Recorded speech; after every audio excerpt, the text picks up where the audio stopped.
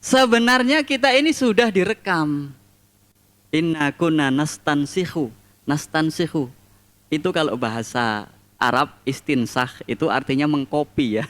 Mengkopi. Jadi apa yang kita kerjakan itu dikopi oleh Allah Subhanahu wa ta'ala. Kalau zaman dulu bayangannya para ulama, mengkopi itu pakai tulisan, dikopi pakai tulisan ya, dicatat. Ya memang ada malaikat pencatat ya. Tetapi kalau zaman kita, dikopi itu adalah dengan apa? Kamera ya. Direkam oleh kamera. Maka bapak-bapak dan ibu-ibu yang dimuliakan Allah Subhanahu wa ta'ala, karena kita direkam oleh Allah Subhanahu wa ta'ala, maka ingatlah setiap saat dan setiap waktu bahwa kita sedang direkam oleh Allah Subhanahu wa ta'ala. Kameramennya bukan manusia yang capek. Kameramennya adalah malaikat yang tidak perlu makan dulu kameranya ditaruh.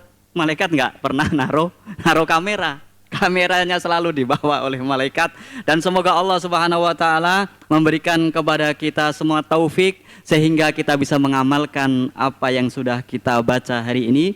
Dan semoga Allah Subhanahu wa ta'ala menjadikan kita pribadi-pribadi yang istiqomah, pribadi yang istiqomah hingga kelak meninggal husnul khotimah. Demikian yang bisa kami sampaikan.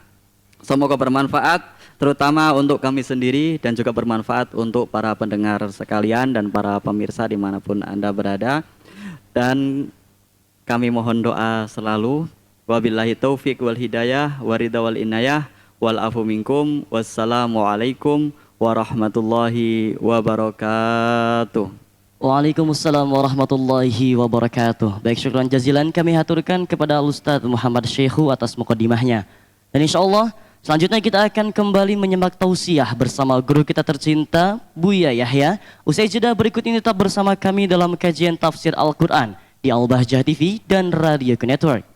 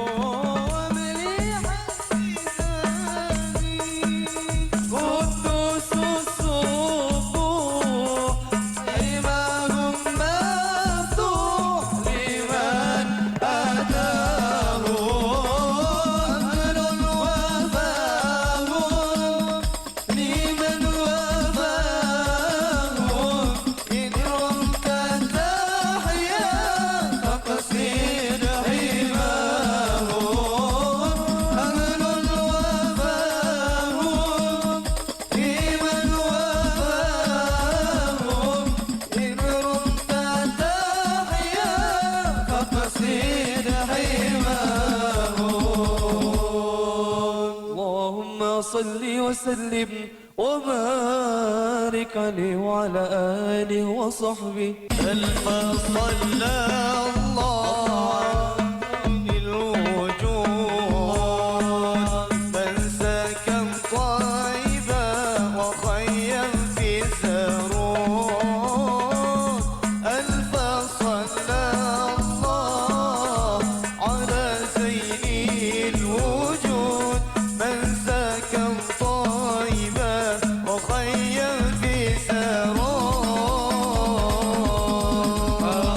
Allah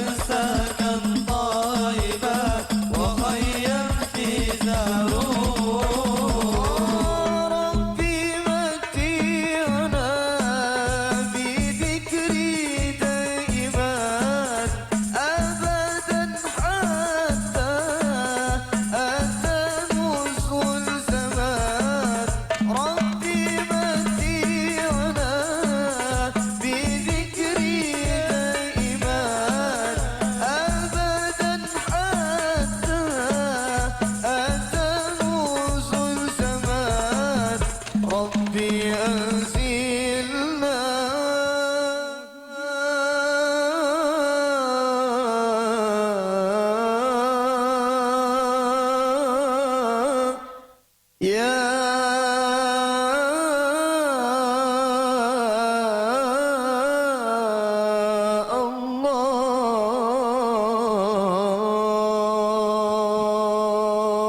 الله يا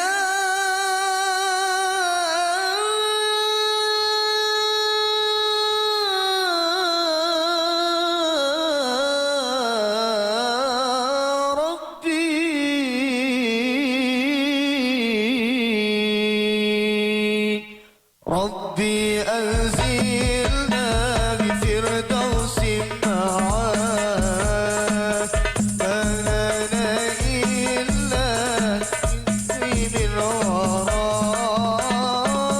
ربي أنزلنا بفردوس معاك ما لنا إلا بحب الغرام صلى الله على زين الوجود من سكن طيبا وخيا في زارون ألف صلى الله على زين الوجود من سكن طيبا وخيا في زارون ربي متعنا بذكري دائما أبدا حتى أتى نوصل الزمان ربي متعنا بذكري دائما أبدا حتى أتى نوصل الزمان ربي أنزلنا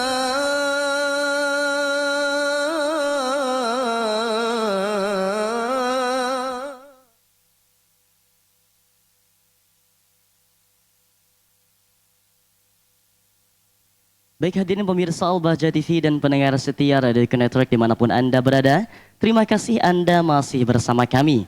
Dan tibalah saatnya kita untuk menyimak kajian tafsir Al-Quran yang akan disampaikan langsung oleh guru kita tercinta Buya Yahya.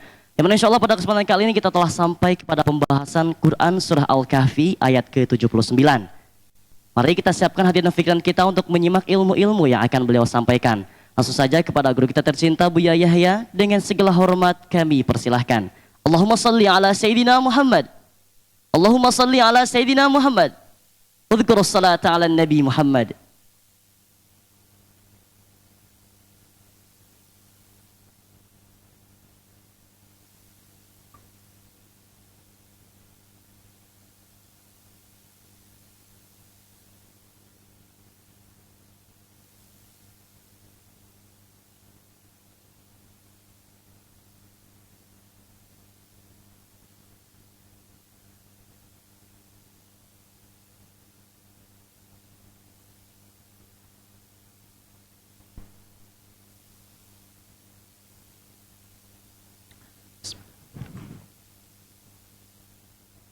Assalamualaikum warahmatullahi wabarakatuh.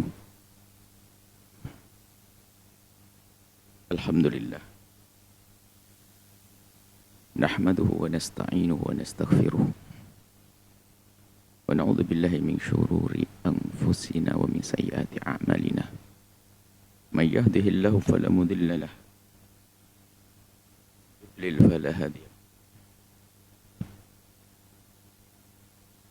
وأشهد أن لا إله إلا الله وحده لا شريك له وأشهد أن سيدنا محمدا عبده ورسوله اللهم صل وسلم على حبيبنا سيدنا محمد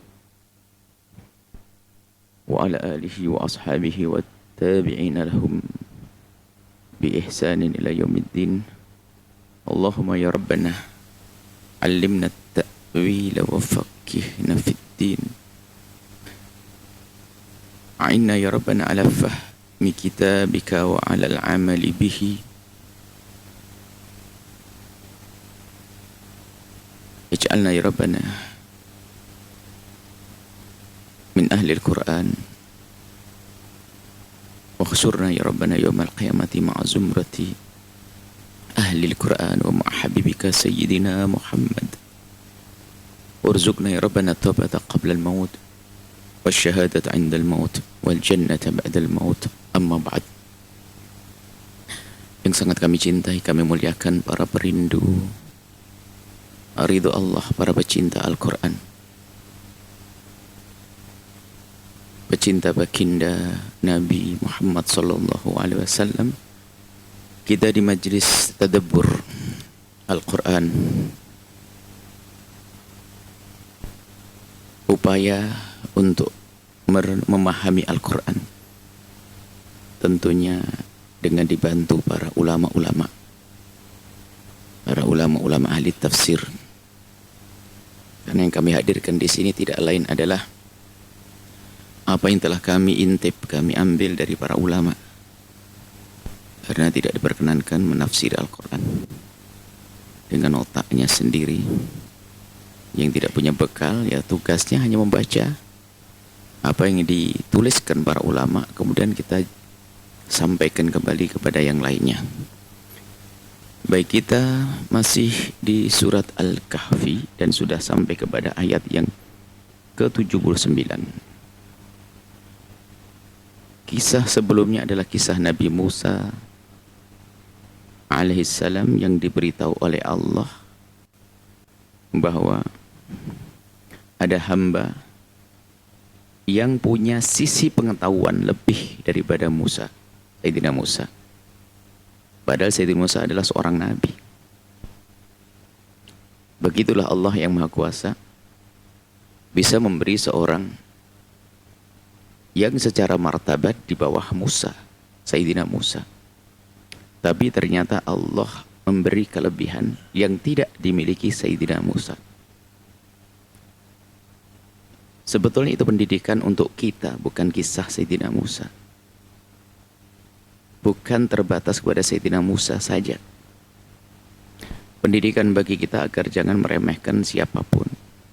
Apalagi merasa dia lebih hebat, luar biasa. Padahal dia juga tidak mendapatkan wahyu. Sementara yang mendapatkan wahyu seperti Sayyidina Musa pun diingatkan oleh Allah bahwa ada di sana seorang hamba yang Allah beri lebih daripada yang diberi oleh Allah kepada Sayyidina Musa. Sehingga membaca kisah itu ada hikmah. Sehingga nama laki-laki disebut pun tidak disebutkan secara detail, secara persis. Biarpun setelah itu para ulama menyebut bahwasanya itu adalah Khidir. Tapi intinya adalah bagaimana kisah. Kita mengambil faedah dari kisah. Jangan merasa paling pintar, jangan merasa paling hebat. Bisa saja tiba-tiba pembantu di rumah kita ternyata lebih tahu dalam beberapa hal. Mungkin ternyata murid kita punya pemahaman yang kita semalaman menelaah hadis atau ayat nggak faham-faham. Bisa saja seperti itu. Itulah ilmu laduni yang Allah berikan kepada sebagian daripada hambanya. Dalam hal ini kepada Sayyidina Khidir alaihissalam. Kemudian pelajaran selanjutnya memang banyak, tadi sudah kami sampaikan poin-poin. Ada orang bermain-main di balik kisah Khidir yang sok ngaku wali-wali dan sebagainya. Itu mengikuti hawa nafsu, pengen jadi Khidir. Mulai kapan dia mendapatkan ilham dari Allah secara langsung? Ini yang harus kita pahami ini sekarang ini. Bahwa yang dilakukan Khidir beberapa waktu yang lalu, yang dikisahkan pada pertemuan yang lalu, adalah kisah secara zahirnya adalah melanggar syariat. Secara zahirnya melanggar syariat, makanya Sayyidina Musa juga mengingkari. Dan tugas kita ya seperti itu, menjadi seperti Nabi Musa. Kalau ada pelanggaran syariat, ya kita ingkari. Sampai di sini saja. Karena Sayyidina Musa adalah dengan wahyu. Seorang nabi. Ada hal yang dipandang tidak sesuai. Anak kecil dibunuh. Perahu dirusak. Sudah minta makanan gak dikasih, malah kita kerja di tempatnya. Ini kan ganjel. Sayyidina Musa bicara dengan zahir syariat. Sementara Sayyidina Khidir melakukannya adalah yang tidak dijangkau, tidak difahami oleh Sayyidina Musa. Nah, setelah itu ada perjanjian, kamu jangan tanya ya. Makna jangan tanya itu ada beberapa kejadian yang terjadi kepada sebagian kekasih Allah yang seperti itu, yang kita tidak boleh bertanya.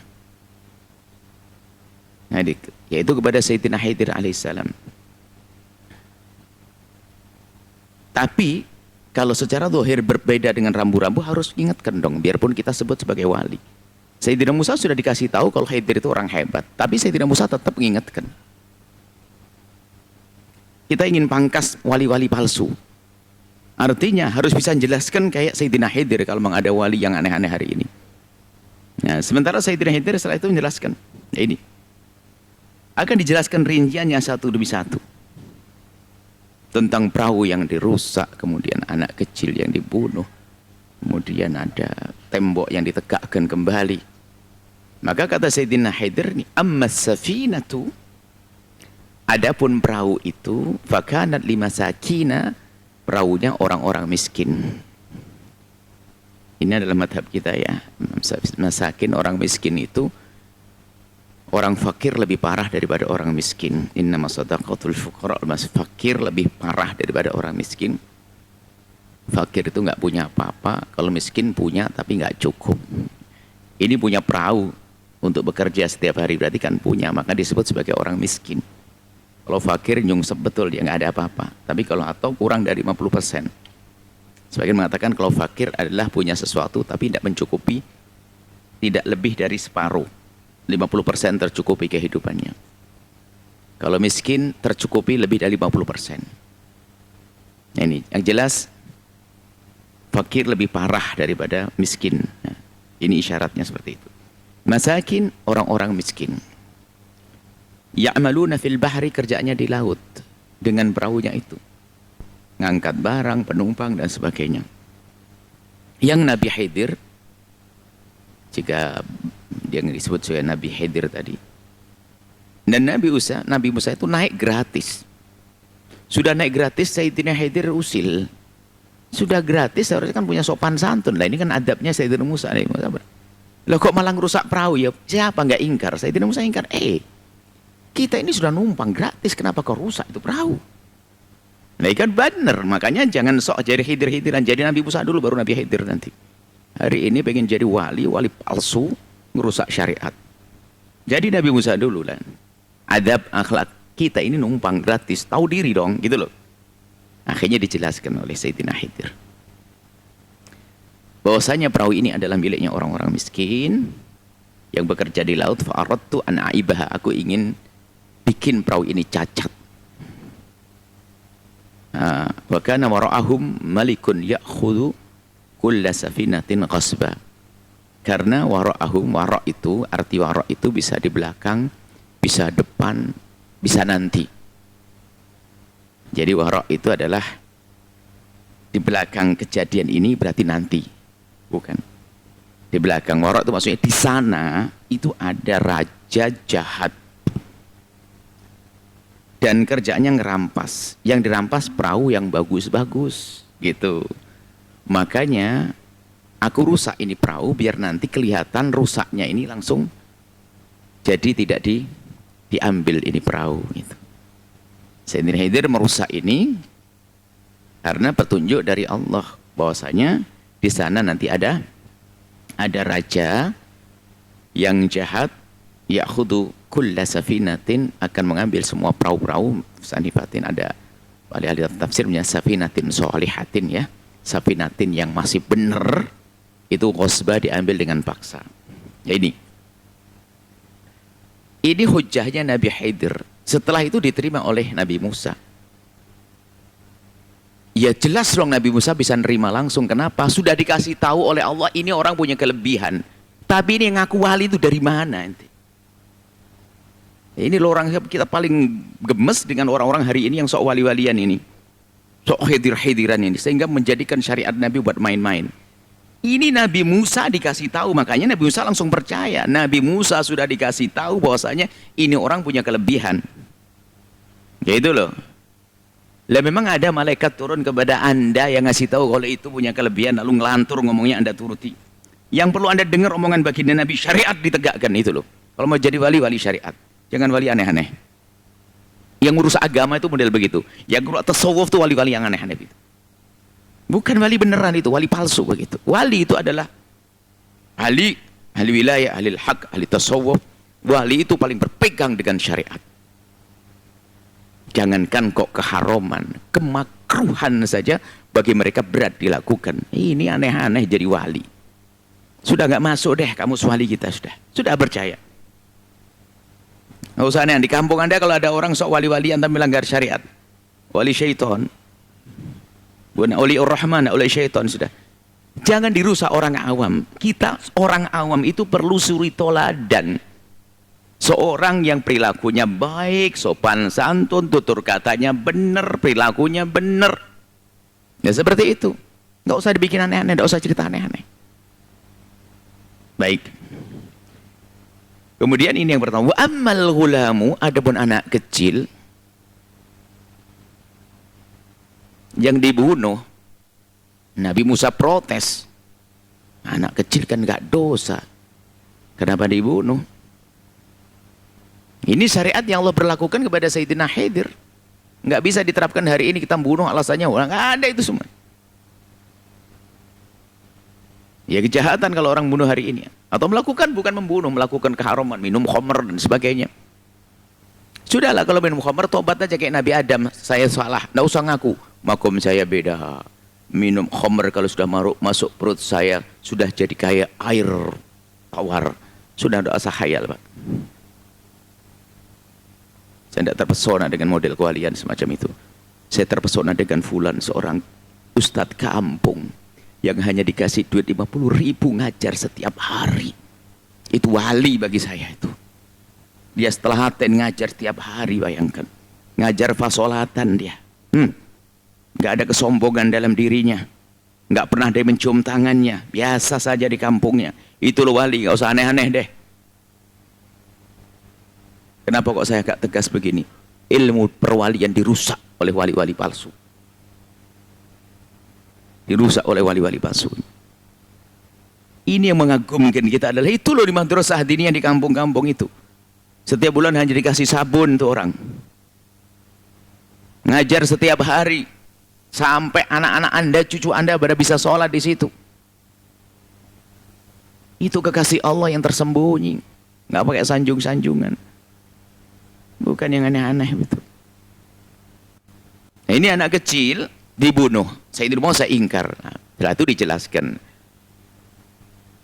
Wakana abawahu, ini anak kecil ceritanya, hei Musa, dia punya dua orang tua mukminah ini baik-baik beriman.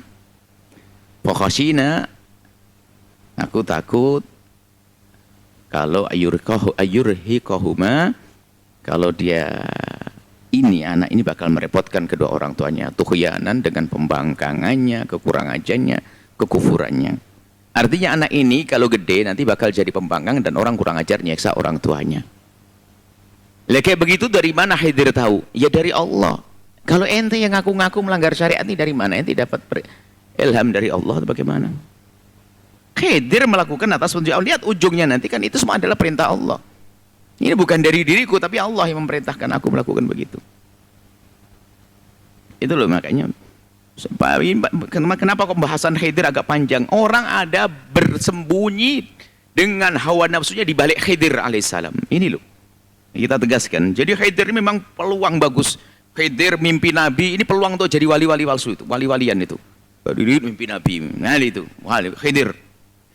Ini ke hutan belantara ketemu katanya ketemu Khidir, saya masya Allah saya ketemu Khidir. Saya Mekah ke Mekah dipeluk satu orang tua, Khidir itu. Oh ada Khidir. Yang kita perlukan adalah suri toladan. Nabi itu kan uswatun hasanah. Uswatun hasanah. Ada kejadian luar biasa pada diri Nabi, khariqul adat, seorang Nabi adalah untuk pembuktian bahwasanya adalah utusan Allah. Karomah-karomah yang terjadi pada wali-wali besar ada dan kita meyakini karomah ada. Untuk kemaslahatan umat. Sayyidina Umar bin Khattab punya karomah. Di saat pasukan pada bangun al-Ja'asari al-Jabala al-Jabala, seruan dari atas mimbar, karamah ada, tapi nggak aneh-aneh begini. Jangan. Sengaja saya tegas masalah Khidir, sekarang buah dimain-main Khidir. Belum lagi kita sebutkan pada pertemuan yang lalu, masalah Khidir ini ulama kita, bukan ulama yang lain berpendapat. Khidir sudah meninggal waktu itu setelah Sayyidina Musa meninggal. Ada yang mengatakan masih hidup sampai hari ini, ada khilaf dalam hal ini. Sehingga yang mengatakan Khidir sudah wafat pun sudah. Jadi buahnya di balik kisah Khidir ini akan menjadi pembohong-pembohong dalam urusan perwali-walian. Baik, kita lanjutkan. Fa'arad an yubdilahuma, aku ingin Allah akan menggantikan untuk kedua orang tua yang beriman tadi, Rabbuhuma, Tuhan Allah, khairan minhu, orang yang lebih bagus, anak yang lebih bagus. Jadi setelah dibunuh nanti Allah ganti zakatan yang lebih bersih, hatinya, perilakunya, iman, wa aqrabu rahmah yang lebih dekat, maksudnya ya anaknya dari keturunannya yang lain lagi.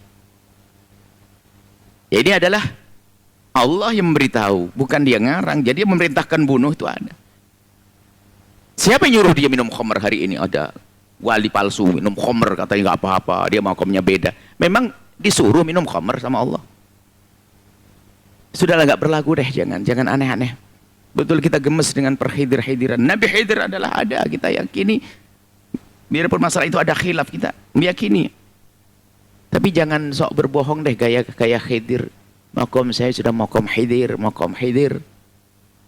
Ini adalah pendusta, sehingga umat tidak punya suri teladan. Sehingga umat hari ini lebih senang niru yang gampang-gampang itu. Yang melakukan haraman beralasan ini makom beda. Ini yang rajin ibadah susah, rajin berderma nggak ada. Karena tertipu dengan wali-wali palsu itu. Wa ammal jidaru fakana li ghulamaini. Adapun tembok yang kita sudah minta kepada orang kampung di situ tidak makan, nggak dikasih Musa. Kemudian setelah itu kita keluar, ada tembok miring, lalu aku tegakkan kembali dengan kamu yang kamu protes. Kenapa hendak kita baci aja? Kita kan kelaparan, tahukah kamu? Tembok itu fakana li ghulamaini, untuk dua anak. Yatimaini, yatim. Fil Madinati, di kota. Ini ahli warisnya adalah dua anak muda. Ini di balik tembok ini ada sesuatu. Hartanya milik anak kecil yang masih yatim ada di kota. Wa kana tahtahu kanzun lahuma, di bawah tembok ini ada kanzun, harta karun, harta pening, harta emas, harta kekayaan, lahuma, milik kedua anak tersebut. Wa kana abuhuma sholihan, ayahnya seorang soleh, sudah meninggal. Fa'arada rabbuka, Tuhanmu wahai Musa menghendaki ayyabluqa ashuddahuma, sampai mereka itu adalah dewasa. Ashuddahuma takbilnya bukan rusydahuma ya. Kalau rusyud itu biasa, rusyud itu digunakan untuk anak yang sudah dewasa dan pandai bertasarruf, bisa berjual beli. Kalau ini ashuddahuma, ini dihubungkan dengan penjagaan. Karena apa? Sampai dia gede dan bisa menjaga harta itu sendiri. Ashuddahuma, punya kekuatan, bukan rusydahuma. Jadi kalau sudah sampai gede nanti akan dikembalikan oleh Allah, diberitahu anak ini nanti akan menjaga. Kalau sudah ashuddahuma, sudah dewa, sudah kuat. Wa istakhrija kanzahuma, kemudian mengeluarkan hartanya. Jadi ini semuanya rahmatan min rabbik, kasih sayang Allah untuk menjaga anak ini, sehingga menyuruh aku dan kamu bantu tadi untuk meluruskan tembok ini. Wa ma fa'altuhu an amri, ini lo yang ente ini yang ngaku-ngaku hidir-hidiran tuh, ente tidak punya ini. Wa ma fa'altuhu an amri, ini lo, aku tidak melakukan itu atas kemauanku sendiri dan sebagainya. Ini tapi Allah yang membimbing, Allah yang memberikan petunjuk. Nah, ini disembunyikan ayat ini, wa ma fa'altuhu an amri. Aku melakukan itu ada petunjuk wahai Musa, bukan kemauanku sendiri, dikasih tahu sama Allah. Wa ma fa'altuhu an amri. Sudah pemangkas ya, maka jangan percaya orang yang gaya-gayanya melanggar syarat. Saya makamnya makam hakikat, makam Khidir, dia mau makam Musa, dia mungkin sudah, jangan percaya itu, langsung tinggalkan saja orang-orang begitu. Kenapa? Tidak memberikan suri teladan. Sengaja saya tegas begini apa? Hari ini kita perlu suri teladan. Kita perlu suri teladan. Baik, Kemudian, dzalika ta'wilu ma lam tasti' alaihi sabra. Ini adalah penjelasan tentang hal-hal yang kamu tidak mampu sabar, wahai Musa, sampai kita berpisah. Kemudian, ini kasih muqaddimahnya, biarpun tidak kita lanjutkan nanti, kita lanjutkan saat ini adalah wa yas'alunaka 'anil Qur'an. Kisah Khidir sudah berakhir.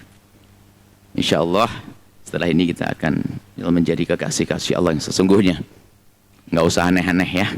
Yang Anda rajin berbakti pada orang tua, suami sangat sayang pada istri, itu wali-wali begitu yang kita inginkan.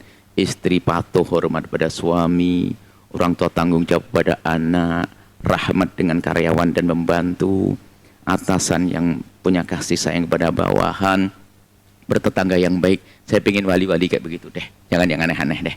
Bukan terbang di awang-awang nanti beli tiket sama saya naik pesawat. Selesai. Nggak usah bakal keramat-keramat aneh-aneh jalan di atas air naik perahu. Nggak usah jalan di tembok. Jadi cicak saja sudah.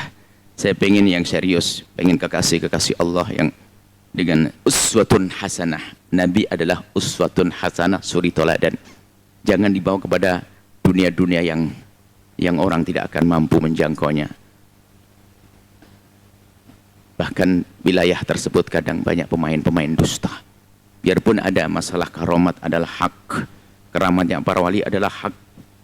Karena kita meyakini adanya keramat. Yang tidak hak adalah ngaku-ngaku punya keramat. Ngaku-ngaku berkeramat. Itulah yang repot. Kalau keramat adalah hak. Ngaku-ngaku itu terjadi kepada orang pembohong bisa. Ngaku-ngaku bisa saja dibuat-buat oleh pengikut. Pengikut ini berbahaya aja. Pengikut yang mencintai berlebihan kepada kiainya, ustadznya, kadang ngarang karamat-karamat. Sehingga banyak dinisbatkan kepada orang-orang besar. Termasuk kita membaca kisah-kisah yang dinisbatkan kepada orang-orang hebat seperti Imam Haddad, imam-imam besar. Itu ada kisah-kisah yang dinisbatkan, kisah yang bertentangan dengan syariat. Enggak mungkin Imam Haddad melakukan begitu. Nah, ini ada pengikut-pengikut yang berlebihan. Jadi ya pokoknya melebih-lebihkan biar kiainya tambah jadi wali gede gitu. Nah, dinaik-naikkan pangkatnya dengan dusta yang dia buat. Jadi matbu bisa rusak gara-gara atba. Orang yang diikuti seorang tokoh bisa rusak gara-gara pengikut yang fanatik, buta, berlebihan sehingga sering ngarang. Oh, pendusta. Jadi kalau berdusta atas nama guru itu ada. Berdusta atas nama nabi saja ada kok. Jadi ada, makanya kadang-kadang murid-murid melebihkan. Sehingga, kamu tidak percaya ini, begini. Padahal dia ngarang juga. Dia berdusta. Sampai kadang tidak mengerti, ini bertentangan dengan syariat. Nggak mungkin wali itu. Dia wali beneran kok. Imam Haddad wali beneran kok. Nggak mungkin ada kisah-kisah aneh begitu. Syekh Abdul Qadir Jailani wali beneran. Ada kisah-kisah palsu itu dikisahkan oleh pengikut-pengikut yang berlebihan. Ingin mewali-walikan, mengangkat bosnya, mengangkat kiainya, mengangkat ustadznya, berlebihan, sebenarnya ada maksud di balik itu semuanya. Hawa nafsu, fanatik buta dan seterusnya. Baik, sudah selesai kisah perwalian. Sekarang masuk kisah yang lebih dahsyat lagi. Ini adalah kisah kekuasaan. Wa yas'alunaka 'anil Qarnaini. Mereka orang-orang kafir di Mekah waktu tanya pada Nabi tentang Dzulqarnain. Dibisiki sama orang Yahudi. Tanya Muhammad tentang Dzulqarnain. Bisa cerita enggak? Tentang Dzulqarnain. Nabi tidak akan bercerita kecuali dari wahyu. Karena memang Nabi juga tidak tahu cerita tentang Dzulqarnain. Akhirnya, katakan wahai Muhammad. Kasih jawaban. Sa'atlu alaikum minhu dzikra. Ya. Akan aku sebutkan kepada kalian tentang kisah Dzulqarnain. Siapakah Dzulqarnain? Namanya sebagian mengatakan Iskandar, sebagian mengatakan ini dan sebagainya. Tidak penting tentang nama itu. Sebab kalau dikatakan Iskandar Yunani itu kafir. Sementara disifati di sini seorang mukmin, maka pasti bukan Iskandar. Iskandar Yunani yang masyhur telah menguasai dunia, bukan itu. Karena ini adalah raja yang menguasai dunia dari yang beriman. Ada dua raja menguasai dunia. Yang pertama Raja Sulaiman, yang kedua adalah raja ini, Dzulqarnain ini. Sebagian mengatakan namanya Iskandar, tapi bukan Iskandar yang dari asal Yunani itu. Masalah nama Ulama tidak menjelaskan secara detail dan pasti. Adapun raja menguasai dunia yang kafir adalah Bukhtunasor sama Namrud. Menguasai dunia. Kali ini Dzulqarnain menguasai dunia. Dzulqarnain itu adalah gelar. Nama sesungguhnya. Jadi begini, dalam Al-Quran itu, kalau ada sebuah kisah yang Allah sembunyikan namanya, berarti yang perlu kita ambil pelajaran adalah kisahnya dengan serius. Justru yang disebut namanya detail itu biasanya tidak terjadi kepada yang lainnya. Seperti Maryam, Sayyidah Maryam. Sayyidah Maryam itu disebut namanya dengan jelas. Sayyidah Maryam namanya dengan jelas. Anak Imran. Makanya yang kejadian yang terjadi seperti Sayyidah Maryam keluar anak tanpa seorang ayah, nggak ada kejadian lain lagi. Jadi kalau tidak disebutkan kisah begini, jadi kita ambil ibrah dari kisahnya. Maka Dzulqarnain nanti di situ gambaran tentang kisah Dzulqarnain itu adalah raja yang menguasai dunia. Akan tapi dia raja beruntung karena raja beriman. Raja yang beriman. Jadi adalah Dzulqarnain. Adapun pemberian gelar Dzulqarnain itu disebut Dzulqarnain, apakah memang dia punya tanduk dua? Akan tapi masa manusia punya tanduk dua, kan enggak? Atau memang dia punya mahkota yang bertanduk dua? Atau memang Qarnain itu adalah Qarn itu adalah istilah tentang barat dan timur karena dia telah menjelajah dan menguasai barat dan timur. Jadi tidak penting masalah itu, yang penting disebutkan dalam Al-Quran Dzulqarnain dan kita harus percaya. Tahunnya tidak dijelaskan kapan. Yang jelas Al-Quran menyebutkan dan kisah itu ada. Dan ternyata kisah ini disebutkan di kitab-kitab suci terdahulu. Sebetulnya itu kan Nabi Muhammad dites, tahu enggak? Nabi Muhammad mengatakan saya tidak tahu kecuali diberi tahu oleh Allah. Lalu memberi kisah, memberikan cerita tentang Dzulqarnain. Jadi kalau kita sebut kisah pertama ini Dzulqarnain ini, inna makkanna lahu fil ardi, aku telah makkannahu, aku telah berikan, aku telah mapankan dia di bumi. Mapan itu adalah bisa ngapa-ngapain. Kalau sudah duduknya mapan, dia bisa berbuat apa saja. Makkannahu, aku beri kekuatan di bumi. Fil ardi makanna lahu, aku telah tancapkan, mapankan lahu kepada si Dzulqarnain tadi fil ardi di bumi. Wa atainahu min kulli syai'in sababa, dan aku telah beri kepada Dzulqarnain apapun untuk menggapai tujuannya, diberi sebab. Maksudnya dikasih jalan. Lah ini kalah kalau hanya sekedar presiden kelas satu negara, dua negara. Ini dunia dikuasai.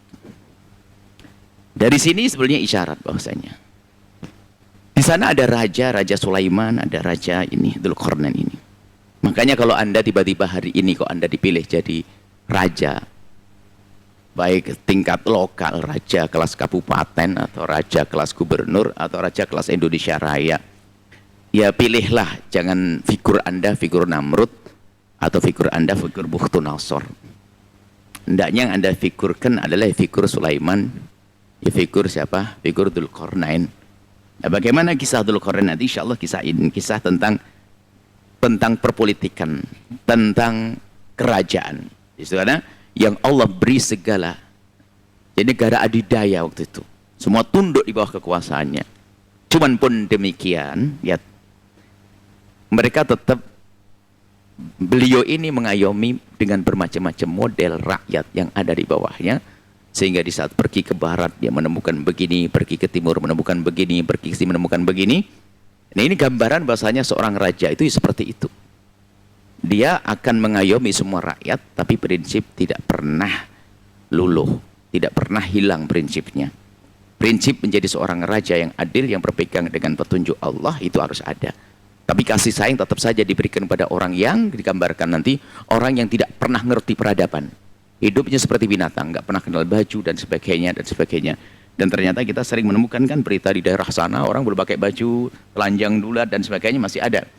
Kemudian ada lagi nanti negara apa orang yang dengan kejahatannya seperti apa, nggak karu-karuan, nggak ngerti kebaikan sama sekali. Ini ditemu, yaitu kayak Ya'juj wa Ma'juj. Lalu apa yang dilakukan oleh seorang Dzulqarnain kepada Ya'juj wa Ma'juj? Nanti ada sekelompok orang memang dia adalah orang yang kebanyakan seperti manusia saat ini. Akan tapi apa yang dilakukan oleh Dzulqarnain? Menegakkan kebenaran. Yang patuh akan dipermudah. Nah ini loh, jadilah seorang raja seperti itu. Jika untuk kebaikan akan dipermudah semudah-mudahnya. Untuk Allah akan dipermudah, untuk kemaslahatan umat akan dimudahkan. Akan tapi jika berbuat gak benar, akan diberi hukuman oleh Dzulqarnain. Itu adil. Fa'atba'a sababa, mungkin satu saja sebagai contoh. Fa'atba'a sababa, kemudian karena Dzulqarnain telah dimudahkan sebab-sebab sukses dalam mengurusi dunia ini oleh Allah diberi sebab, fa'atba'a sababa, maka dia ikuti sebab-sebab yang Allah siapkan. Maka dia melanglang dunia dengan kekuasaannya. Hatta idza balagha maghribasy syamsi, sampai dia ke wilayah barat. Ke wilayah barat. Jadi kalau seandainya dia sebuah tempat, dia akan mencoba. Markasnya adalah di sini. Dia ke arah barat. Semampu dia ke arah barat. Kemudian nanti ke arah timur. Sampai ke arah barat itu sampai ke satu tempat yang sudah hampir tidak ada penghuninya. Terakhir penghuninya. Ini jangan dikatakan bertentangan bahwasanya bumi itu bulat, tidak. Sebab begini ya, gambarannya ini hatta idza balagha maghribasy syamsi, tempat terbenamnya matahari. Ini gambarannya kan seolah-olah bumi datar, kemudian matahari tenggelam, enggak? Akan tapi ini adalah gambaran di mata manusia saat ini, dan ini tidak bertentangan dengan penemuan ilmiah bahwasanya bumi itu bulat. Kalau Anda ke pantai, lihat matahari seolah-olah terbenam ke laut, ke bumi, seperti itu. Jadi maksudnya Dzulqarnain ini sudah sampai ke satu hamparan yang sudah tidak ada penghuninya. Jadi sudah selesai kisah manusia, ini sudah ada lagi. Yang kelihatannya hamparan, disitulah baru malah hati terbenam. Seolah-olah matahari itu tenggelam ke dalam laut, ke dalam air. Di sini kan wajadaha taghru fi ainin hamiatin. Jadi di saat Dzulqarnain sudah sampai ke sebuah tempat yang matahari tenggelam ke dalam air yang berlumpur. Yang ada lumpurnya, maksudnya adalah ya tanah. Kan kalau lautan kalau sudah panjang itu warnanya sudah kayak pokoknya ada air kayak bercampur dengan tanah karena bumi. Ini gambaran di mata kita. Anda pergi ke laut. Kalau sudah Anda di waktu sore hari melihat matahari di ufuk barat sana, lihat akan menjadi semakin gelap. Lihat seperti tenggelam begitu. Gambarannya seperti itu. Maksudnya di saat Dzulqarnain sudah melanglang menuju ke arah sejauh-jauhnya ke arah barat, sampai sudah hampir tidak ada penghuninya, tempat matahari terbit seolah-olah seperti itu. Sampai di tempat tersebut, wajada indaha qauman, di situ ternyata ada sekelompok kaum.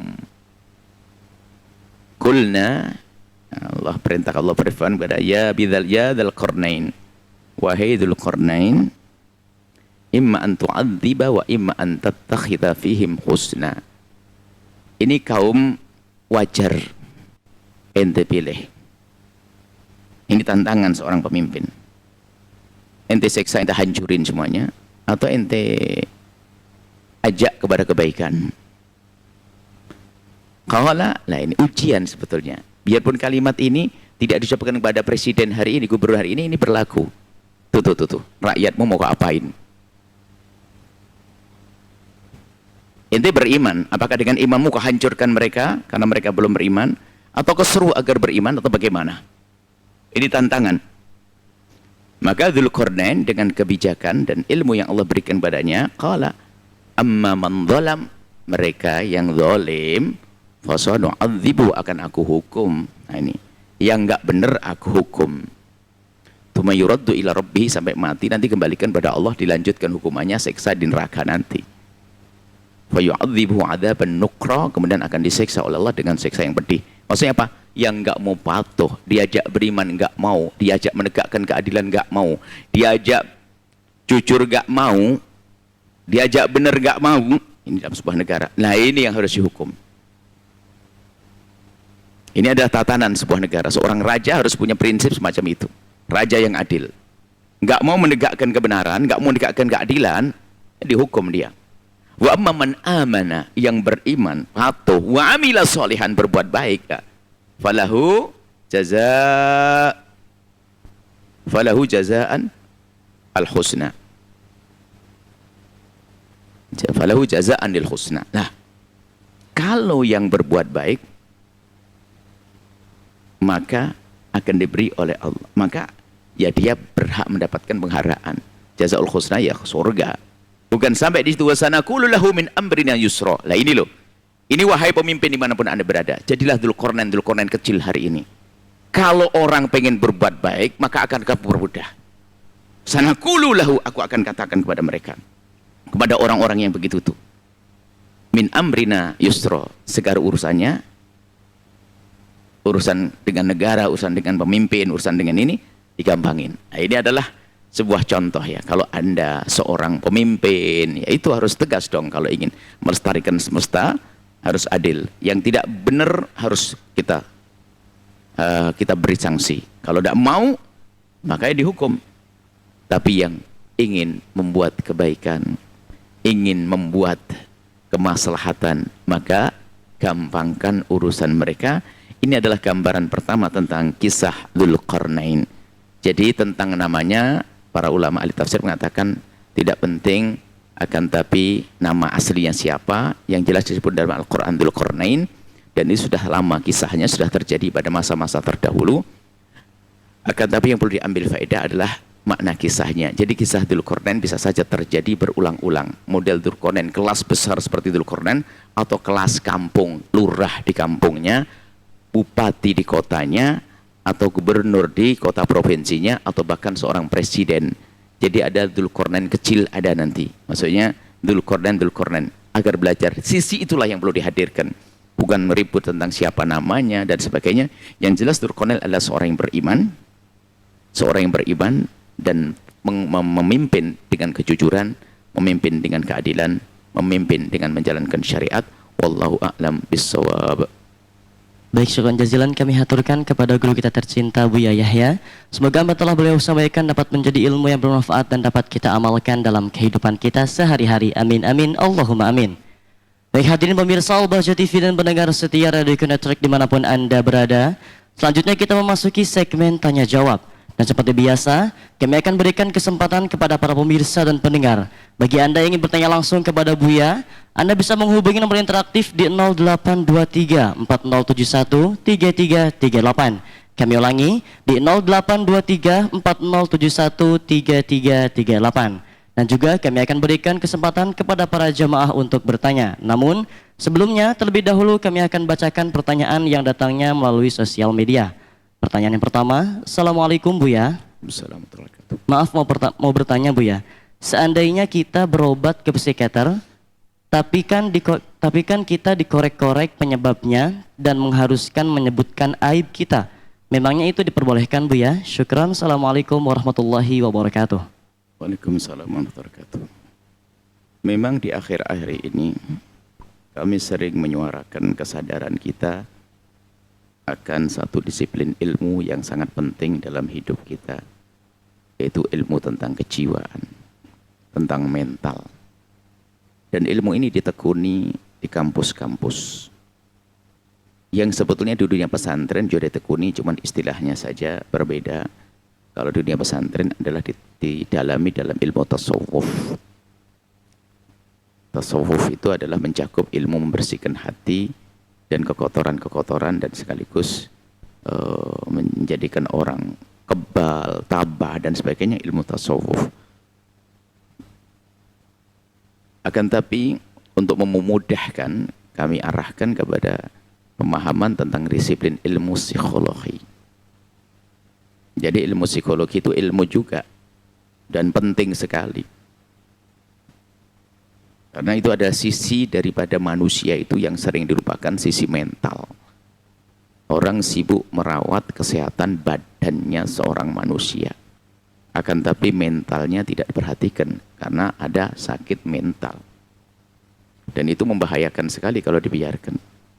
Dan puji syukur kepada Allah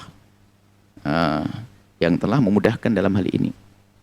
Adanya kampus-kampus yang menekuni ilmu psikologi. Nah, kami himbau kepada siapapun yang punya ilmu ini, Anda semakin serius. Tapi sekaligus belajar akhlak dan tata krama. Kalau harus mengorek, tahu tentang masa lalu seseorang, tentunya itu sangat pribadi sifatnya, maka itu amanat. Karena memang kadang untuk memberikan solusi harus tahu problemnya. Seorang anak yang kena luka di kakinya, seorang dokter harus tahu sebabnya apa. Ini karena goresan sesuatu yang biasa atau sesuatu yang beracun atau sesuatu yang akan menjadikan sebab tetanus atau sebagainya. Dari situlah nanti seorang dokter akan memberikan obat-obat yang sesuai dengan apa sebab goresannya. Dalam dunia psikologi juga demikian. Seorang psikolog juga kadang pengen tahu, tapi tolong psikolog Anda harus punya adab. Selagi tidak perlu Anda tanyakan, Anda tidak perlu bertanya. Kalau Anda sudah cukup paham. Ada sebagian orang memang senang menikmati kisah-kisah tragis atau kisah-kisah syahwat, kisah-kisah. Kadang-kadang mendengar ini masalah amanat seorang psikolog. Dan Anda ini istimewa. Kalau Anda diberi oleh Allah ilmu psikologi adalah artinya Allah telah memberikan pada Anda bekal untuk menolong orang-orang yang sangat banyak di hari ini yang banyak sakit mental. Dan harus kita akui ilmu itu. Dan Islam mengukuhkan ilmu itu. Jangan dianggap tidak ada dalam Islam. Kemudian, Anda punya adab seorang psikolog. Kemudian pastikan kalau Anda seorang muslim, buka-buka tentang bagaimana adab-adab di dalam Islam. Ilmu psikologi adalah secara umum adalah ilmu tentang mental dan seluk-beluknya lah. Tapi di dalam, seperti halnya ilmu kedokteran, Anda membahas ilmu kedokteran tentang pengobatan dan sebagainya. Tapi untuk kesempurnaan seorang dokter, Anda belajar syariat. Mana yang boleh saya lihat, mana yang tidak, mana batas-batasannya. Seperti itu, nggak beda. Sehingga Anda mungkin seorang dokter kandungan. Bagus, belajar ilmu kandungan yang luar biasa. Cuman karena Anda seorang laki-laki sudah terlanjur belajar ilmu tentang kandungan, kebidanan, maka tinggal Anda kuatkan belajar syariat. Batasan mana yang boleh aku lihat?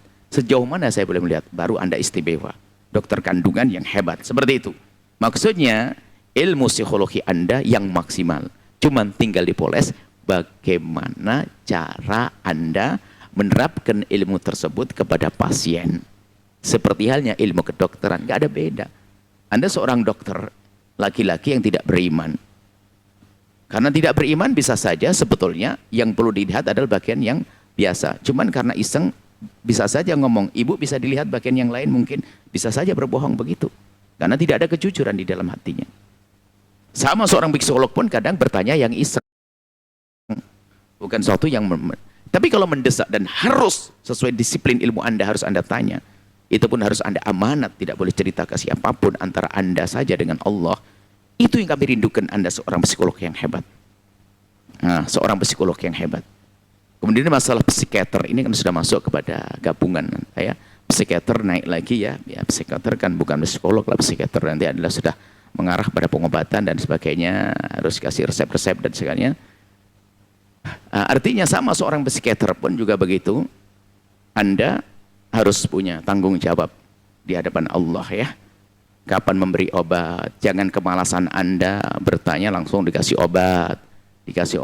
Karena perlu juga diberi solusi.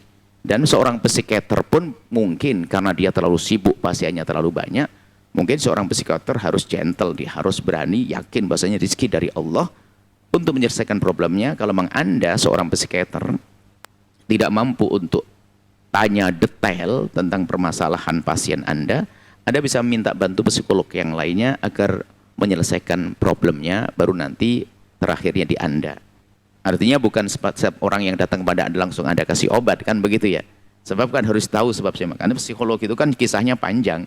Tidak seperti orang sakit gatal langsung koreng dilihat begitu. Ini sakit mental, harus tahu seluk-beluknya. Sehingga kadang seorang psikolog duduk dengan pasien sampai 2 jam, 3 jam itu belum selesai. Lah psikiater kalau 3 jam dia akan nggak kuat nanti. Maka kejujuran seorang psikiater itu penting. Tapi kami sampaikan, ilmu Anda itu berguna. Wahai hamba Allah, Anda seorang psikiater. Ilmu Anda itu menolong umat. Seorang psikolog, ilmu Anda menolong umat. Tinggal gunakan dengan benar. Itu saja harapan kami. Adapun jika Anda ditanya, Anda datang sesuai asalkan psikolog yang Anda pilih, yang dia kenal agama, dia amanah dan sebagainya. Tentu jika itu dibutuhkan Anda bercerita. Jika memang tidak dibutuhkan, Anda tidak perlu bercerita. Aib dan sebagainya sebisa mungkin aib ditutup. Aib ditutup, nggak boleh misalnya aib urusan antara dia dengan Allah, nggak boleh disebutkan. Dan kalau kita bertanya kepada psikolog, tidak semuanya kejadian itu diceritakan kok.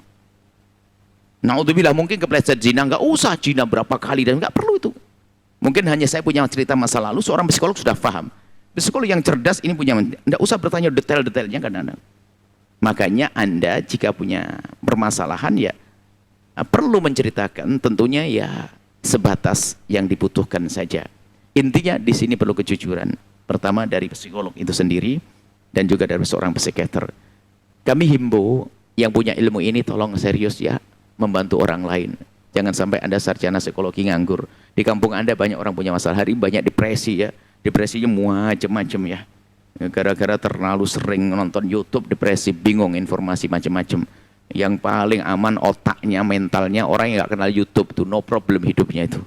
Karena YouTube hari ini adalah gonjang-ganjing berita sana sini sampai suudon kepada ulama, suudon kepada kiai, suudon kepada ustadz, suudon kepada kawan, suudon kepada pemerintah, suudon kepada ini gara-gara YouTube itu.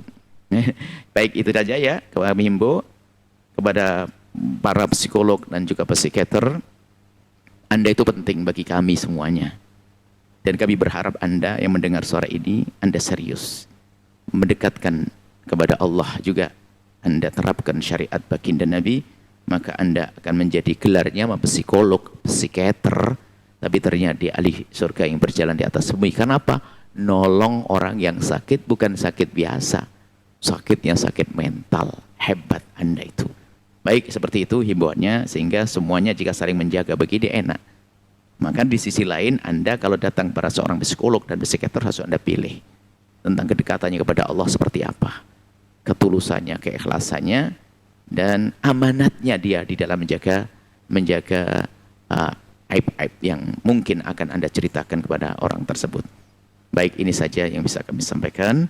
Semoga betul-betul umatnya tertolong. Hari ini adalah kabarkan di tahun ini, depresi tahun apalagi kemarin kena pandemi dan sebagainya. Depresi. Sebab-sebab banyak. Gara-gara pandemi sendiri bikin serem ya. Kemudian corona bikin serem. Ini banyak orang stres. Kemudian ekonomi stres, macam informasi stres. Jadi hari ini banyak orang stres. Sehingga ada istri tiba-tiba ngamuk-ngamuk sama suami, suami ngamuk-ngamuk sama istri. Aneh-aneh hari ini. Maka peran Anda penting, wahai para psikolog, bangkit. Bahkan kalau perlu ada psikolog yang memang menghibahkan waktunya untuk yang tidak mampu membayar Anda, beri wawasan kepada mereka. Kemudian kami arahkan juga untuk sering berdiskusi dengan ulama-ulama yang kenal dunia tasawuf, karena ternyata para ulama ahli tasawuf itu adalah memberikan imunisasi. Anda kalau sering urusan dengan ahli tasawuf, Anda telah diberi imunisasi. Imunisasi itu adalah ilmu tasawuf. Imunisasi mental ya, adalah ilmu tasawuf. Kenapa? Itu menjadikan Anda kebal. Anda diganggu pun Anda bisa lapang hati. Anda begitu mudah memaafkan. Nah ini adalah ilmu tasawuf. Kemudian dia mendengar berita-berita, Anda saring, mana yang harus aku dengar. Sehingga Anda nggak gampang stres. Anda rambu-rambu menerima berita. Dan Anda rambu-rambu memberitakan. Ini menggunjing atau tidak. Ini memfitnah atau tidak. Ilmu tasawuf ya. Semoga ini kalau Anda menekuni dunia tasawuf, Anda ilmu, Anda punya imunisasi kuat nanti. Jadi nggak gampang mentalnya atau mental runtuh, nggak insya Allah. Maka ayo semuanya ilmu ini ditekuni. Semoga Allah mudahkan semuanya untuk saling tolong menolong dalam kebaikan, dalam kemuliaan. Wallahu a'lam bishawab. Baik, syukran jazilan Buya atas jawabannya. Selanjutnya Buya telah masuk satu penelpon, kita sapa terlebih dahulu. Assalamualaikum. Waalaikumsalam warahmatullahi wabarakatuh. Mari kita bersalawat terlebih dahulu. Allahumma salli ala Sayyidina Muhammad wa ala ali Sayyidina Muhammad. Allahumma shalli ala Sayyidina. Dengan siapa dari mana? Dari hamba Allah di Sumatera Selatan. Baik, silahkan bisa bertanya langsung kepada Buya. Ya, terima kasih. Assalamualaikum Buya. Waalaikumsalam warahmatullahi wabarakatuh. Assalamualaikum. Waalaikumsalam warahmatullahi wabarakatuh. Silakan. Ya, terima kasih. Alhamdulillah. Buya ingin bertanya. Sebelumnya semoga Buya dan keluarga beserta santri sehat semua. Amin. Ya. Alhamdulillah ini senang banget bisa bertanya langsung. Ini sudah ditunggu-tunggu berapa lama ini momen ini Buya. Alhamdulillah. Jadi langsung saja Buya, pertanyaan saya ini. Jadi saya itu adalah seorang guru Buya di salah satu sekolah negeri. Alhamdulillah saya ini sudah mengajar 10 tahun. Tahun lalu, tahun 2022 itu, alhamdulillah saya sudah menyelesaikan latihan untuk jadi calon kepala sekolah. Ya. Calon Nah, dan beberapa waktu yang lalu. pelatihan calon apa? Iya Bu ya, Pelatihan calon apa? calon kepala sekolah Bu ya. Baik. Terus Dan beberapa hari yang lalu itu saya diminta untuk menjadi kepala sekolah di salah satu sekolah Bu ya. Cuman ternyata di situ ada beberapa permintaan yang harus dipenuhi, semacam mahar seperti itu Bu ya. semacam apa? Itu bagaimana Bu ya? Semacam apa? Saya minta pendapatnya. Permintaan seperti apa? Semacam mahar seperti itu Bu ya, ada setoran seperti itu. Baik. Saya minta petunjuknya Bu ya, ini benar-benar galau ini antara diterima kayak gimana itu hukumnya Bu ya. Baik. Terima kasih Bu ya atas jawabannya, nanti semoga selalu sehat semua Bu ya. Masya Allah, subhanallah. Mahar itu dalam pernikahan memberikan uang dalam transaksi jual beli atau memberi uang dalam urusan gaji tenaga. Anda mau jadi kepala sekolah, mestinya Anda dong yang dihargai, bukan Anda yang membayar, kan begitu. Kalau Al-Bahjah punya sekolah, melihat Anda punya potensi, Anda kami tarik. Nah, ini Anda tidak perlu bayar dong. Bagaimana Anda harus bayar? Aneh sekali kan begitu. Yang aneh lagi kalau Anda juga mau kan begitu. Mestinya kalau memang menghargai Anda dan perlu kepada Anda, maka Anda akan didatangi.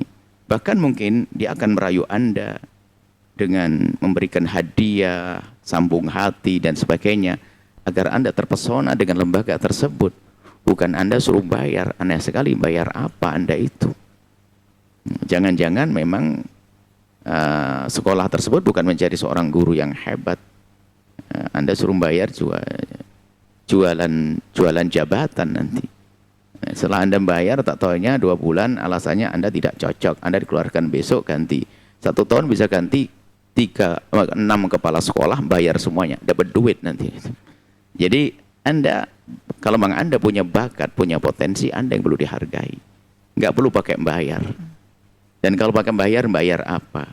Anda jangan gampang terpesona dengan hal-hal yang semacam itu. Anda itu dibutuhkan kalau memang Anda punya potensi.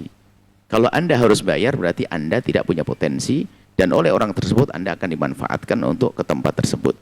Kemudian Anda mau ngapain? Anda tidak punya potensi kok. Kalau Anda punya potensi, Anda yang dihargai. Kalau Anda ingin bekerja di sebuah tempat, Anda nggak pakai bayar. Kalau pakai bayar, aneh. Seperti itu ya. Nah, ini lagi bekerja kok bayar. Anda akan dibayar nanti pada suatu ketika nanti. Biasanya yang bayar itu adalah anak sekolah nggak mantas masuk, dipaksain masuk, harus bayar. Anda bekerja nggak layak kerja, lewat jalur belakang Anda bayar. Itu adalah hal yang nggak dibenarkan. Atau sebetulnya Anda memang tidak layak, cuman karena bayar jadi dilayak-layakkan. Itulah yang menjadikan sebuah tatanan itu nggak benar. Orang nggak berhak, nggak layak bekerja di sebuah tempat. Atau mungkin Anda tidak berhak jadi kepala sekolah gara-gara bayar Anda menjadi kepala sekolah. Terus jadi sekolah apa? Anda tidak punya potensi. Kalau Anda punya potensi, Anda dihargai. Maka jawabannya Anda tidak perlu membayar. Dan bukan seperti itu sekolah yang Anda jadi. Kalau Anda punya potensi, Anda akan dicari oleh orang. Tinggal jadikan Anda punya potensi yang layak dicari oleh orang. Dan belajarlah untuk jadi kepala sekolah. Tapi tidak usah pakai bayar-bayar begitu. Itu tidak dibenarkan yang demikian itu. Wallahu a'lam bishawab. Baik, syukran jazilan Buya atas jawabannya. Selanjutnya kami berikan kesempatan kepada para jamaah untuk bertanya. Dari jamaah bapak-bapak 1 dan dari jamaah ibu-ibu 1 dengan 1 orang 1 pertanyaan. Dimulai dari jamaah bapak-bapak terlebih dahulu. Silahkan.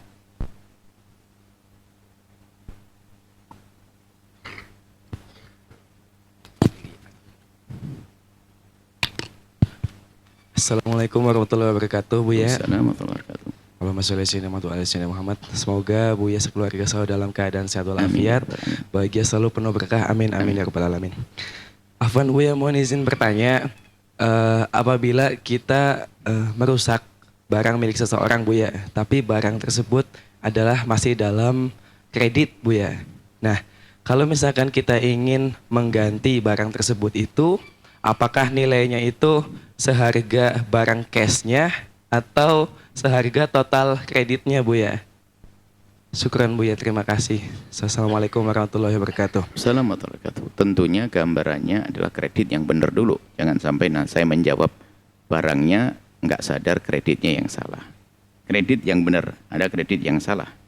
Kredit menjebak Anda untuk dimasukkan kepada dunia riba. Itu kredit palsu. Saya nggak punya apa-apa, cuman saya buka toko saja. Anda bikin kredit barang apa saja, kerupuk kayak atau apa saja. Saya tidak bicara mobil dan sebagainya. Anda ngambil dari saya, bahasanya kredit, cuman saya tidak punya modal, saya tidak punya barang juga. Saya ngambil dari barang orang, saya ngambilkan, teman Anda saya hubungkan dengan link dunia riba. Sudah Anda membayar ke link riba, membayar untuk link riba, dan bayar untuk saya, itu kredit palsu. Kredit yang benar adalah saya punya motor, kemudian Anda membeli dari saya. Cuman karena Anda tidak punya uang kontan, maka sudahlah motor beli 10 juta. Bayar ya 10 juta, bayar per bulan 1 juta sampai 10 bulan. Seperti itu kredit beneran itu. Kalau masalah saya naikkan harganya lain cerita. Harganya mobil motor aslinya 7 juta. Cuman mau saya kreditkan 10 juta sah asalkan kesepakatan. Itu kredit beneran milik saya. Tidak ada dihubungkan dengan orang ketiga yang sebenarnya Anda akan diambil agar membayari ribanya. Itu anggap saja kredit yang benar. Teman Anda kredit motor. Kredit motor kepada saya. Motor 7 juta, saya jual kepada teman Anda 10 juta. Ya. Setelah 10 juta, lah kok Anda iseng. Tidak tahu sama Anda apain motor itu mau langsung Anda main-maini kecebur jurang hancur. Maka Anda ganti motor itu seutuhnya. Ganti seutuhnya. Kenapa? Teman Anda itu masih punya tanggungan kredit. Urusan kreditnya belesesan. Wong dia ngambil motor ke saya. Dia harus bayar sampai 10 juta dong. Adapun motor yang rusak, karena Anda yang merusak, Anda mengganti. Seperti itu. Bukan mengganti kredit, kecuali dia merelakan. Sudah deh motor hilang, nggak apa-apa. Yang penting kredit utang saya ke Buya, kamu bayarin. Tapi dia nggak mau, dia bakal rugi, motornya nggak ada kok. Ya. Jadi Anda ganti sesuai dengan yang Anda hancurkan. Kalau memang Anda punya peran dalam merusak.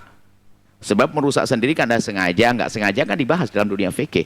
Kalau nggak sengaja nggak bisa dihukum kan ya. Nah, Anda merusak dengan sengaja, maka harus ada menggantinya seperti yang Anda rusak itu. Atau Anda minta maaf kepada dia. Nah, ini enak minta maaf, tapi dia nggak enak. Maafin saya, selesai. Jadi tinggal kemudian dia urusan kreditnya tetap dengan saya. Tapi tetap punya motor, yang coba jurang hilang dia. Ya, nah, seperti itu ya. Nah, jadi berarti ya sesuai dengan yang Anda rusak. Adapun urusan kredit, yang kredit dia membayar ke saya terus, seperti itu ya. Tanggung jawab itu penting, betul pertanyaannya tuh. Kalau saya membidik sisi lain, sisi tanggung jawab dari pertanyaan, bukan sisi kredit yang lainnya, sisi tanggung jawab. Hendaknya kita pun juga demikian. Ada orang tuh nggak peduli, bahwasanya dia telah merugikan orang lain, merusak miliknya orang dan sebagainya. Ya, kalau seandainya kalau kita merusak ya kita harus jujur, minta maaf, berani. Kalau harus mengganti ya tanggung jawab. Kalau memang kita punya peran di dalam menghancurkan, merusaknya. Kejujuran terpenting hari ini. Semoga Allah menjaga kita semuanya. Wallahu a'lam bishawab. Baik, syukran jazilan Buya atas jawabannya. Selanjutnya satu pertanyaan dari jamaah ibu-ibu, kami persilahkan. Assalamualaikum warahmatullahi wabarakatuh. Waalaikumsalam warahmatullahi wabarakatuh. Allahumma sholli ala Sayyidina Muhammad Sholli alaihi wa ala ali Sayyidina Muhammad. Sholli alaihi wasallam. Mohon pencerahannya Buya. Ya kan? Ada seorang lelaki diam di masjid. Beliau itu ngotorin masjid Buya. Motornya gimana? Ngotorin ya termasuk minta-minta atau ngotorin buang kotoran kemana-mana. Padahal beliau itu anaknya itu sukses semua jadi guru atau ustadz. Terus masih punya istrinya sendiri tidak melayanin gitu. Sehat dia? Sehat akalnya? Ya kalau bicara masih nyambung Buya. Nyambung itu ada nyambung setengah atau nyambung separuh aja. Ini kayaknya dari bahasa Anda kayaknya orang itu nggak sehat akalnya. Kalau masih nyambung berarti dia aslinya kayaknya nggak nyambung, cuman masih Baik, terus? Ya mohon solusinya. Baik. Assalamualaikum warahmatullahi wabarakatuh. Assalamualaikum. Dari pertanyaan Anda tidak bisa memastikan kalau akalnya sehat. Kalau sehat Anda ngomong langsung sehat. Tapi Anda pakai bahasa masih nyambung. Sepertinya orang itu memang kurang dari sisi akalnya. Kalau orang sisi akalnya, yang waras ngalah. Anda yang sehat, ya memahamkan kepada keluarganya untuk tampung di rumah. Insya Allah keluarga juga punya tanggung jawab. Kalau ternyata ayahnya atau suaminya ngotori masjid, pasti ngerti dia. Bicara baik-baik. Karena mungkin memaklumi. Dan kami himbau kepada keluarga yang punya orang seperti beliaunya ini harus ditambahkan tingkat pengabdian dan kasih sayang. Cuman kebanyakan keluarga, na'udzubillah, kalau sudah ada orang tua yang sudah mulai akalnya berkurang, justru malah jadikan bulan-bulannya dibentai sama anak perempuannya, dibentai sama anak lakinya, dibentai sama semuanya. Subhanallah, Anda lebih merepotkan daripada dia, wahai anak. Waktu Anda kecil, Anda menyiksa orang tua. Ini banyak seorang anak seperti itu. Orang tua semakin tua kadang akalnya berkurang. Bertanya berulang-ulang, kita jawab masih bertanya lagi kadang. Harus tambah kasih sayang Anda, wahai hamba Allah. Anda lebih merepotkan. Saat merepot-repotkan orang tua Anda tidak pernah kencing di pangkuan Anda. Anda dulu berapa kali kencing di pangkuan ibunda Anda. Pahami makna ini. Ini kadang-kadang saya perlu membidik sisi ini. Kadang kesel. Jadi dianggap dia seperti orang yang normal. Sehingga gampang kesel. Wah gitu lagi. Di rumah juga bikin repot. Wah, di masjid. Tidak begitu. Anda datangi ke masjid. Peluk. Bawa ke rumah. Hormati. Kalau ternyata orang tuanya mungkin dulu hobi ke masjid. Waktu akalnya normal, sehat, benar. Di masjid masih bisa bersih-bersih. Sekarang yang tertinggal kebiasaannya ke masjid, cuman dia tidak bersih-bersih. Anda sebagai seorang anak dan istri, mungkin minta maaf kepada pengurus masjid, tanggung jawab. Kalau suamiku ngotori, saya akan bersihkan. Kalau ayahku ngotori, akan aku bersihkan. Atau bayar orang. Jangan disalah-salahin terus. Tetangganya pun, ibu yang bertanya mau nyalain juga kan tadi. Bukan, dia orang yang akalnya sudah mulai berkurang dari bahasa Anda tadi. Perlu ditambahkan kasih sayang kita, perhatian kita, peduli kita. Hei anak, fahami, orang tuamu bisa saja seperti itu. Bukankah disebutkan semakin tua kadang semakin kembali seperti anak-anak? Maka tingkatkan kasih sayangmu, jangan durhaka. Apalagi melihat orang tuanya sudah pemahamannya kurang, kadang malah seenaknya. Karena sudah seperti barang. Karena sudah akalnya dipikir orang gila dan sebagainya. Sehingga sewenang-wenang, tidak perhatian, tidak ada sopan santun. Biarpun orang tua Anda sudah tidak punya kesadaran, sopan santunmu harus ada. Allah yang melihat. Cara gerak-gerikmu, cara jalanmu, cara dudukmu, cara tutur katamu harus masih ada dengan orang tua. Jangan mentang-mentang orang tua sudah hilang akalnya lalu kau seenaknya. Durhaka, kau sengsara wahai anak. Sengaja saya kasarin begini, kenapa? Banyak anak sengsara gara-gara seperti ini. Justru semakin kasih, semakin lembut, akalnya semakin berkurang. Semakin perhatian wahai anak. Jangan dianggap, oh ini ngotori masjid. Datangi. Kita sebagai anak minta maaf pengurus. Mohon maaf, ayah dari dulu memang senang ke masjid. Cuman sekarang tidak bisa membersihkan. Saya bersihin, mohon maaf. Anda tanggung jawab sebagai seorang anak. Hati-hati ya. Justru keberkahan akan Allah tumpahkan kepada anak di saat orang tua itu sudah mulai sepuh. Mulai sudah lemah, itu keberkahan semakin banyak. Di saat orang tua Anda semakin lemah, semakin tidak bisa ngapa-ngapain, ketahuilah ternyata telah disiapkan oleh Allah kebahagiaan, kesuksesan, segala kebaikan di balik pengabdian kepada orang tua yang lemah. Ya, seperti itu ya. Jangan malah disalah-salahin dan seterusnya. Kemudian bagi pengurus masjid juga kalau melihat orang semacam itu ya dicermati dah. Kalau orang tua ya jangan dimarah-marahin dan sebagainya ya. Lihat ada orang namanya orang tua ya. Tidak bisa sempurna jalan pun. Kadang mohon maaf, ke toilet pun kadang ya tertatih-tatih, nyiramnya nggak sempurna, ya kita maafkan. Jangan dimarah-marahi. Itu saja nasihat kami untuk semuanya. Sebab kadang ada orang, anak ahli ibadah, anak pinter, anak sukses, tapi ternyata cari kehancuran dengan tidak peduli dengan orang tuanya sudah lemah, baik lemah fisik atau lemah akal. Semoga Allah menjaga kita semuanya. Anak-anak kita, anak yang berbakti pada kita. Kita bisa berbakti pada orang tua kita. Kita orang tua kita. Kita anak kita menjadi ahli surga Allah Subhanahu wa ta'ala. Wallahu a'lam bissawab. Baik, syukran jazilan Buya atas jawabannya. Selanjutnya pertanyaan dari sosial media. Assalamualaikum Buya. Assalamualaikum. Izin bertanya. Jika gadai sudah jatuh tempo, lalu kesepakatan pertama si peminjam bilang sertifikat ini nanti jadi milik si pemberi pinjaman jika tidak bisa lunasi pada waktu yang sudah disepakati. Apakah boleh begitu Bu ya? Syukron. Assalamualaikum warahmatullahi wabarakatuh. Gadai itu dihadirkan, diizinkan di dalam Islam untuk menjadi jaminan atas hutang. Sebab hutang atau pinjam itu akan terjadi mungkin antara orang yang kenal dan mungkin orang yang tidak dikenal. Bahkan bisa saja yang pinjam kepada kita orang yang bisa kita percaya dan ada orang yang tidak bisa kita percaya. Kalau orang kita kenal dan dia bisa kita percaya, begitu mudah kita minjamkan uang kepadanya. Cuman kadang yang datang kepada kita orang yang kita tidak kenal dia sebelumnya.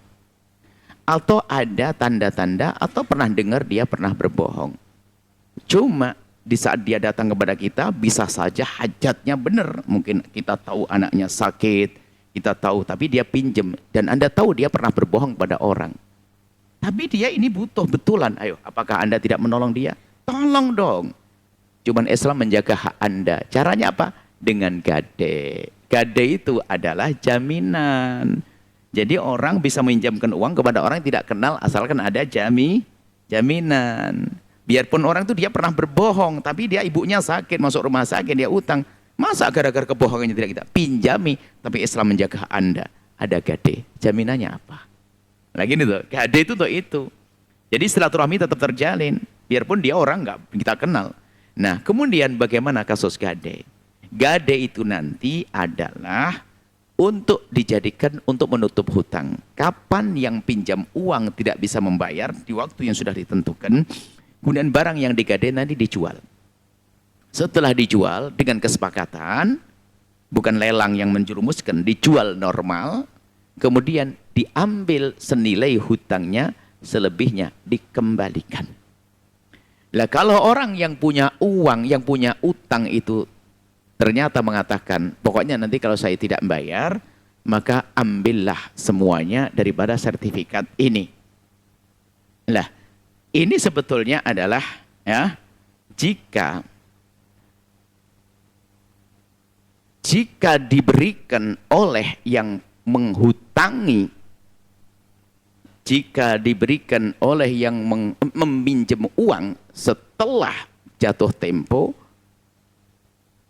misalnya apa? Sudahlah, ente ambil saja barangnya, kelebihannya ente ambil. Itu berarti pemberian daripada yang pinjam uang. Tapi kalau dijadikan catatan hutang, begini, nanti kalau nggak bisa bayar, tak ambil semuanya. Oh, nggak boleh begitu. Ini kan ngaco. Nanti doanya semoga nggak bisa bayar utang, biar gadenya saya rampas. Nah, ini kan kurang ajar namanya. Ya, semoga ini kan lebih gede, utangnya 7 juta. Ini barangnya harganya 15 juta ini. Ya, nanti pokoknya kalau nggak bisa bayar saya ambil loh ya. Wah, ini nggak boleh begitu. Bahaya itu. Sehingga doanya adalah semoga nggak bisa bayar utang, biar nanti saya ambil. Nah, ini nggak begitu, makanya jangan berlakukan. Tapi kalau tiba-tiba dia pada akhirnya nanti, masya Allah, kamu sudah nolong saya dan memang saya tidak bisa bayar, sudah tolong jual, ambil keuntungannya, ambil sesuai dengan nilai utang saya, selebihnya kamu ambil, sah saja. Tapi tidak masuk di saat akan terjadi transaksi pinjam meminjam. Jadi seperti itu. Jadi kalau sebelum transaksi pinjam meminjam, lah inilah yang membahayakan. Bahkan riba-riba itu adalah muncul di saat seperti itu. Sebab pemberian kembalian yang sudah dicatat. Jadi itu kan sudah dijanjikan, nanti saya berikan, nggak boleh. Apalagi ancaman dari yang meminjamkan uang. Ini serem malah, nanti ambil loh ya. Dan selama ini kejadiannya seperti itu. Sehingga jaminan itu sudah langsung dirampas. Gade itu langsung hilang. Nggak begitu, Islam nggak begitu, Islam adil. Jadi barang gade itu nanti dijual bersama-sama. Kemudian dipotong dari nilai jualnya untuk bayar utang, selebihnya dikembalikan. Lah setelah dikembalikan nggak mau, karena kamu sudah terlalu baik nolong saya berikan. Oh ya, ada apa-apa. Karena kalau kita bayar utang, sebaik-baik orang membayar utang itu adalah melebihkan. Tapi kelebihannya bukan dijanjikan. Janjikan ini berbagai isyarat sudah riba. Ya tahu diri aja ya. Kayak gitu dah sudah. Ya, saya tidak perlu riba, jangan. Kembalikan pokoknya seperti yang saya pinjamkan kepada ente. Tidak mau riba. Tapi ya tahu diri aja. Ini kan kurang ajar, tahu diri aja ini. Ini sama aja itu. Jadi isyarat pun nggak sah. Ya, seperti itu. Semoga Allah menjaga semuanya. Jangan punya utang deh. Semoga dimudahkan dalam segalanya. Seperti itu, wallah alam bissawab. Baik, syukran jazilan Buya atas jawabannya. Selanjutnya bisa ditutup dengan pengumuman dan doa keberkahan. Maulid Akbar satu hati di Al-Bahjah. Kami himbau, ajak yang hadir, yang mendengar suara ini dimanapun Anda berada, untuk bisa menyisihkan satu hati, satu hari, satu hati di Al-Bahjah. Nanti, yang pegawai negeri ambil cutinya untuk acara ini. Masa nggak punya cuti? Kerja di mana Anda tidak punya cuti? Saya cari bos Anda nanti. Masa nggak punya cuti ini? Minta cuti untuk hadir Maulid Akbar ini. Silaturahmi nasional. Kami ajak Anda untuk bisa bergabung, untuk bisa menghadiri. Untung-untung Anda bisa menjadi peserta, menjadi penyelenggara, bukan peserta. Ikut berpartisipasi dalam mewujudkan acara Akbar ini, acara nasional ini, di tempat ini. Anda yang ingin berpartisipasi langsung aja ini ke Bank Syariah Indonesia, nomor rekening 751 222 1267 atas nama Maulid Akbar Al-Bahjah. Informasi konfirmasi ke 0853 2132 1302. Acaranya kapan? Acaranya adalah tanggal 2 Rabiul Awal atau 1 Rabiul Awal. Pokoknya Ahad awal bulan Maulid. Tepatnya bulan Masehinya adalah tanggal Masehinya 17 September hari Ahad pagi. 17 September 2023. Niatkan Anda yang mendengar suara ini, Anda niat datang. Yang banyak punya duit, insya Allah langsung banyak duitnya, insya Allah. Yang suaminya nggak nemeni, jadi nemeni. Yang ribut terus, jadi mesra berangkatnya. Yang sakit, sehat. Makanya niat, jangan niat, ya kalau saya sehat, wah sakit nanti Anda. Insya Allah saya sehat, itu loh. Bismillah, karena Allah. Insya Allah, karena Allah ya. Bismillah. Kemudian, program WikiPay Al-Bahjah. Ini adalah yang ngerti dunia digital, dunia apa namanya, ya digital. WikiPay Anda bisa langsung ikut dengan cara seperti ini. Wakaf aja, program berinfak dengan cara mudah. Mudah ngirimnya. Tapi kalau hatinya nggak niat tetap nggak mudah. Ya, mudah ngirimnya kalau hatinya nggak niat. Makanya insya Allah niat semuanya banyak rezeki. Caranya dengan ketik daftar. WhatsApp ini. Ketik daftar, kirim ke 0857 2314 7177, simpan dengan nama WikiPay Al-Bahjah. Nanti akan ada apa selanjutnya, jawaban-jawaban seperti itu. Untuk informasi lebih lanjut bisa hubungi tim admin Miska Al-Bahjah di nomor 0811 2233 3297. Kemudian program orang tua asuh santri berpotensi, karena kita harus kaya SDM. Karena program Al-Bahjah berkembang, pesantren juga berkembang terus, di mana-mana ada tambah, media juga terus berkembang, maka kita perlu SDM. Dan ini yang terpenting. Dan kita mencetak calon-calon ustadz, calon-calon ulama. Mereka sekolah dari menghafal Quran sampai masuk ke sekolah tinggi yang sudah dihadirkan. Ini perlu biaya besar, maka wahai para hamba-hamba terkasih Allah yang nggak punya anak, jangan sampai Anda di dunia tidak punya anak, pun ternyata di akhirat miskin juga. Maka jadikan mereka anak-anak Anda, anak-anak di dunia sekaligus anak di akhirat. Akan mengalir pahala untuk Anda, hei yang tidak punya anak. Atau punya rezeki banyak, pengen punya anak yang banyak, pengen kaya raya di akhirat. Atau anaknya badung bandel diniati untuk menolong anak-anak hamba Allah ini, insya Allah anak Anda baik. Bismillah, langsung ke Bank Syariah Indonesia, nomor rekening 777 555 0052 atas nama orang tua asuh Al-Bahjah, kode bank 451, atau hubungi 0811 22 34447. Insyaallah. Mari kita tutup dengan doa. Bismillahirrahmanirrahim. Alhamdulillah, Allahumma sholli ala habibina sayyidina Muhammad wa ala sayyidina Muhammad. Allahumma ya Allah, pandang kami dengan kasih sayang dan cinta darimu. Berikan kepada kami segala kebaikan di dunia dan di akhirat. Ya Allah, ya Rahman, ya Rahim, wahai dan yang maha kasih. Engkau maha tahu tentang keadaan kami. Muliakan kami di dunia dan muliakan kami di akhirat. Jaga hati kami. Jaga perilaku kami. jaga pikiran kami, jaga jasad kami, jaga keluarga kami, jaga kami semua ya Allah. Dan kami mohon jadikan kami hamba yang saling mencintai karenamu. Jauhkan kami dari kebencian, kedengkian dan dendam di antara kami. Maka kami mohon ya Allah, jika ada di antara kami ada orang yang menyakiti kami, zalim pada kami, aniaya pada kami, menfitnah kami, menggunjing kami mohon ampuni mereka. Jangan hukum mereka. Sungguh ya Allah, kami tidak rela jika ada orang masuk neraka karena kami ya Allah. Kami tidak ingin, kami ingin menjadi sebab orang masuk surgamu. Dan kami mohon ya Allah, ampuni orang tua kami dan guru-guru kami, berikan kasih sayangmu kepada mereka. Anak-anak kami semua jaga ya Allah, jaga mereka. Wujudkan keindahan dalam rumah tangga kami. Jadikan rumah tangga kami suami istri yang saling mencintai karenamu, dengan anak yang soleh-solehah, yang dibanggakan oleh kekasihmu Nabi Muhammad. Ya Allah, yang punya hajat untuk mendapatkan pasangan dan belum mendapatkan pasangan sampai hari ini, kami mohon mudahkan mereka untuk mendapatkan orang-orang yang kau muliakan, yang menjadi sebab mereka mulia di dunia dan di akhirat ya Allah. Dan kami mohon cukupkan kami dengan yang halal darimu, sehingga kami tidak akan melirik kepada yang haram. Ampuni kami semua. Dan kami mohon ya Allah, berikan kepada semua yang telah berjuang bersama kami segala kebaikan di dunia dan di akhirat.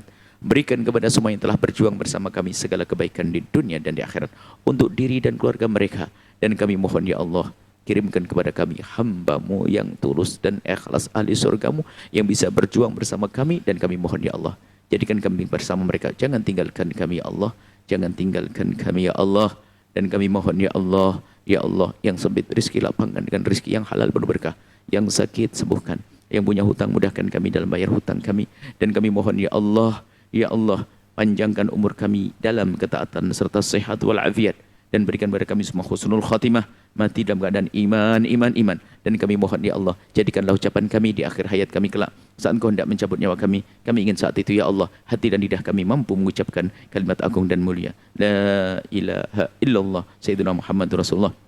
لا إله إلا الله سيدنا محمد رسول الله. لا إله إلا الله سيدنا محمد رسول الله صلى الله عليه وسلم. ربنا آتنا في الدنيا حسنة وفي الآخرة حسنة وقنا عذاب النار. وصلى الله على سيدنا محمد وعلى آله وصحبه وسلم. الحمد لله رب العالمين. الفاتحة.